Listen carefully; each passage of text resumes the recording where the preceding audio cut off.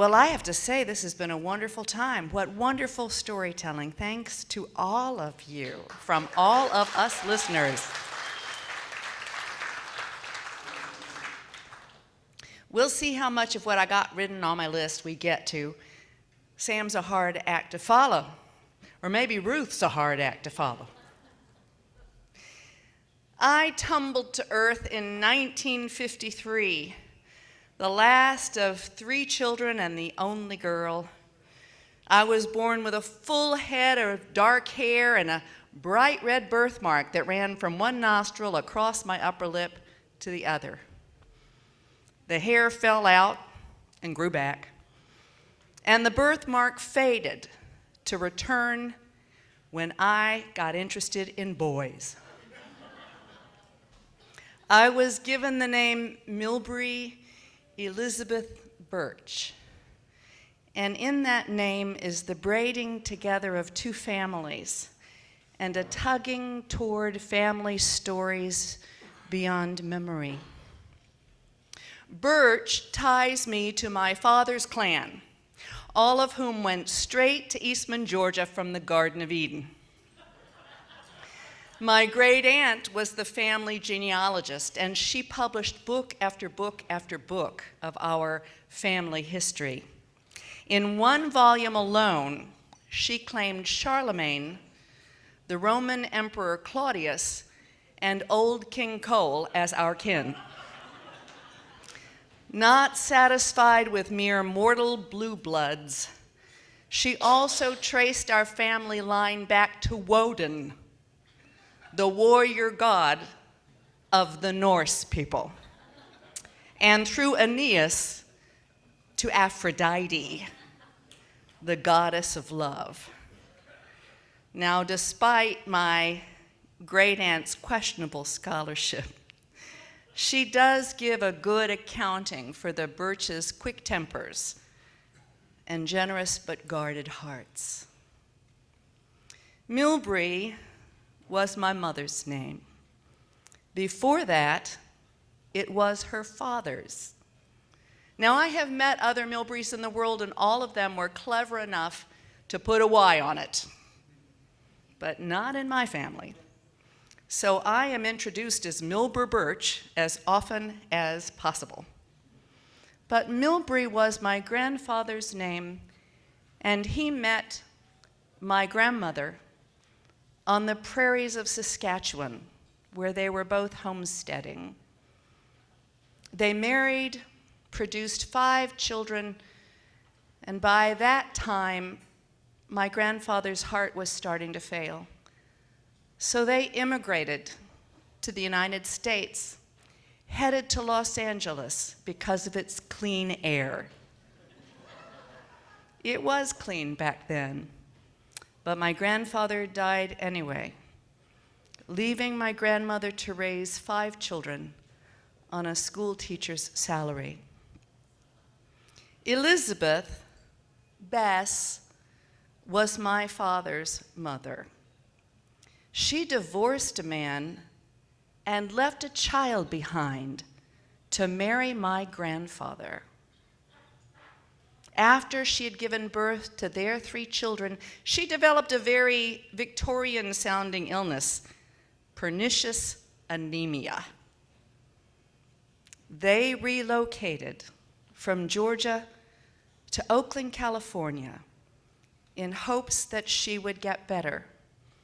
And they took along her mother, Nanny, who didn't trust my grandfather as far as she could spit. Bess died anyway. And Pappy, my grandfather, got ready to return to the South. Nanny was certain he planned to put his 3 children to work picking cotton in Georgia.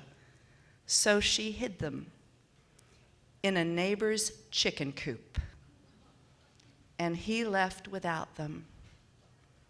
At 75, she began the work of raising my 10-year-old dad and his 2 little sisters by herself. So you see, California was a land of hope, resilience, loss, and starting again for my family. And from those new beginnings, I eventually sprang Milbre Elizabeth Burch. No matter how much we may wrestle with it later in life, our name is our first story. Thank you.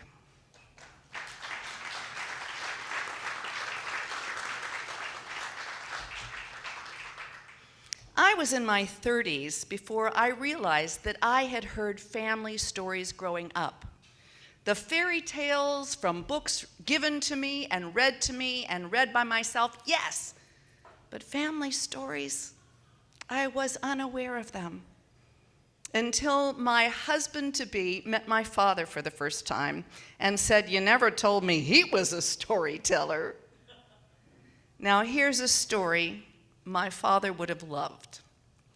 Once, there was a woman married to an angry man.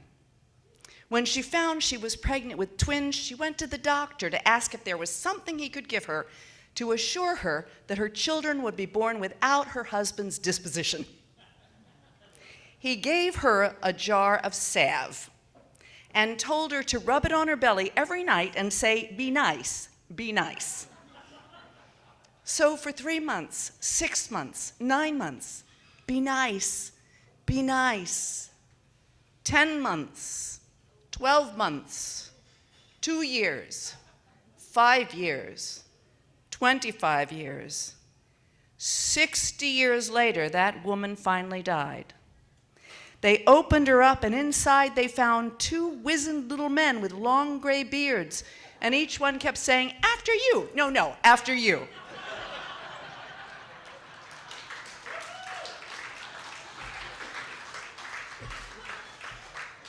On my parents' dresser in their bedroom as I was growing up, there stood a piece of elephant tusk and a squat green metal box. Its 4 legs were made of bullet cartridges.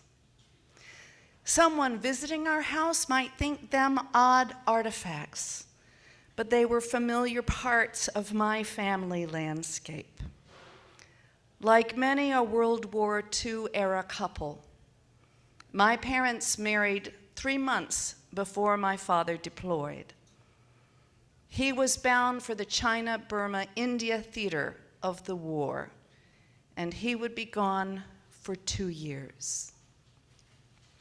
That elephant tusk, that cartridge box, a packet of worthless gemstones, and a handful of letter and photographs were my father's wartime gifts to my mother. He was a member of the Army Corps of Engineers, and he spent the war building jungle airstrips and combat river crossings and the Lido Road. The stories that my father told on himself were set in his days in the Army, his early days in business, and the more picaresque moments of his youth. When I try to catalog those stories now, they divide into suitable and unsuitable stories for my young and feminine ears. The unsuitable stories contained 4-letter words, coarse references to women, and oblique mentions of the horrors of war. In fact, my father told one of the stories from that catalog when he met my husband-to-be for the first time. Mostly I had to overhear those tales or learn them secondhand. The suitable stories fell in 2 groups: people who talked funny tales and my adventures with wild animals. I heard those stories over and over. I knew them, but I was unaware of listening to them. I realize now that the family story is like the air around you. So familiar, you're unaware of breathing it in. One of my father's favorite suitable stories actually combined his 2 themes: people who talk funny and my adventures with wild animals. It took place during his days at Fort Benning, Georgia, where he was training to build those pontoon bridges.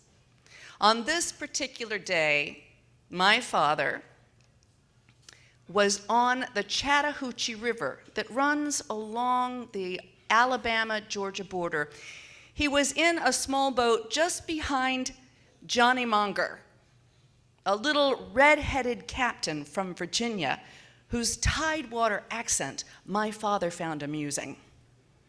It had been raining, so the clay-banked river was swelling against its banks. It was hard to negotiate those small boats when suddenly a very large and very irritated raccoon dropped out of a tree smack into the boat with Johnny Monger. My father loved to tell the story of how his captain and that raccoon scrambled for position in that boat, all the while his captain shouting, "Get out! Get out! Get out of the boat!" The raccoon was not inclined to take prisoners, nor was it going to retreat. So at last, Johnny Monger reached up and grabbed the next low-hanging branch and dangled there till my father could rescue him. This must have been a bonding experience, because Mrs. Monger sent my mother Christmas cards for decades. I had heard that story for half of my life, when finally one day I asked my father what he was doing on the Chattahoochee River that day.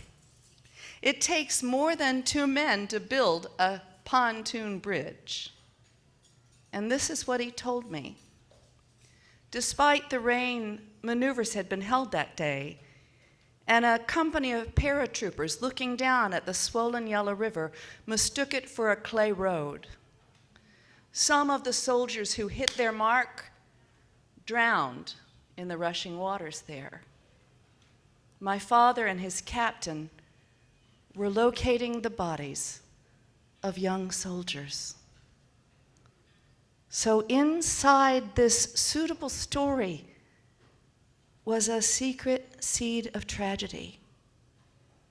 Perhaps it was the unsuitable story that had been asking to be told all along.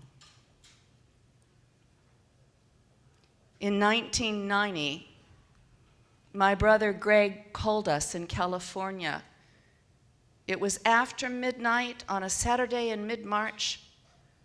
I knew as soon as I heard his voice that something was wrong. It was 3 a.m. in Atlanta, where he was calling from. I remember that he used my family nickname twice.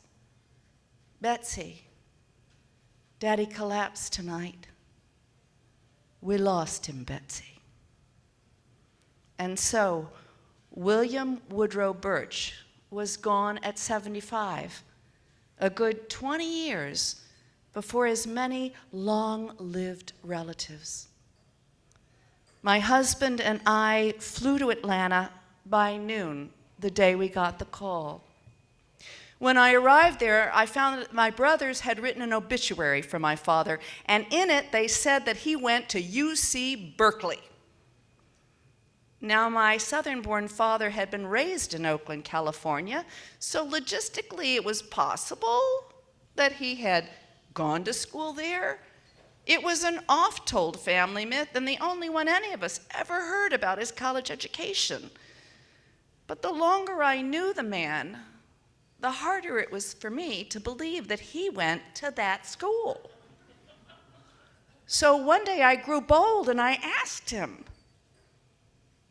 "Hell no," was his reply. So when my brother handed me the copy for the obituary, I asked him if he thought it was true. He then handed me the afternoon edition of the Atlanta paper and said, "It is now." That's the folklore process at work. Thank you.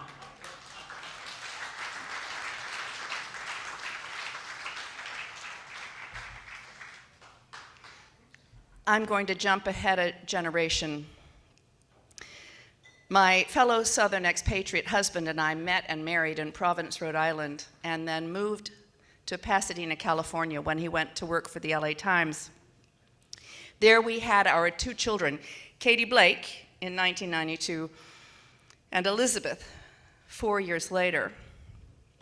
I believe that being a mother to a daughter is like walking down a road of peril in a fairy tale. From day to day, you don't know if you're going to be the wicked witch or the fairy godmother. My cousin Steve was getting married, and he invited 4-year-old Katie Blake to be the flower girl.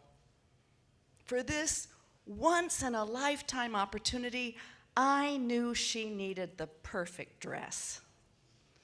A doting mother, I thought I'd make it myself.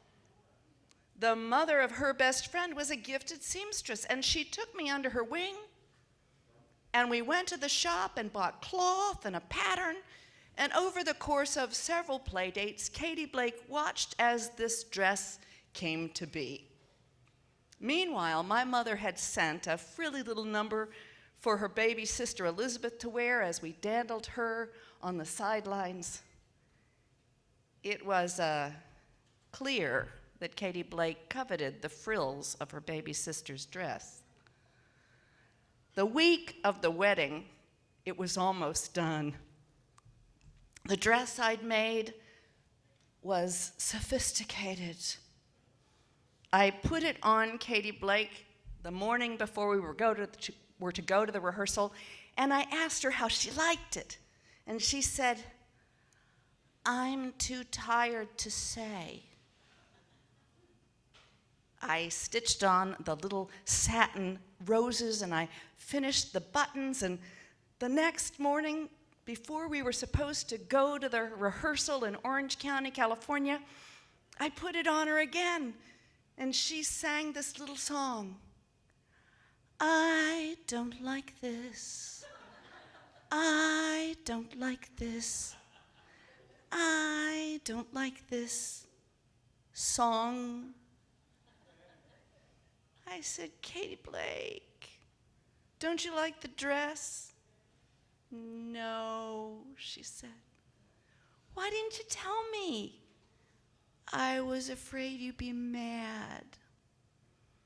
And that's the first time I realized that I had never consulted her about the dress. Her part in this wedding made it her special day. She deserved the dress of her dreams. I could either be the wicked witch or the fairy godmother. It was a defining moment for me. I said, "Tell you what, let's keep this dress for tea dates together and go to the mall right now and get you the right dress for the wedding." My husband watched open-mouthed as we sped out the door. We were at the mall for an hour, came back with a dress full of lace and poofs and frou-frou. And then we were in the car and on the way to that wedding before the clock stopped striking 12. That day, standing up with the wedding party, she looked like a princess in a little girl kind of way. Holding the basket with the rose petals, she looked at me and said, "I love you."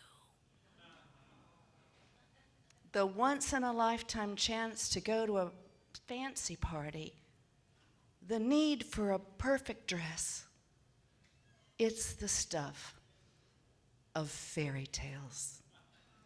Thank you. Good night.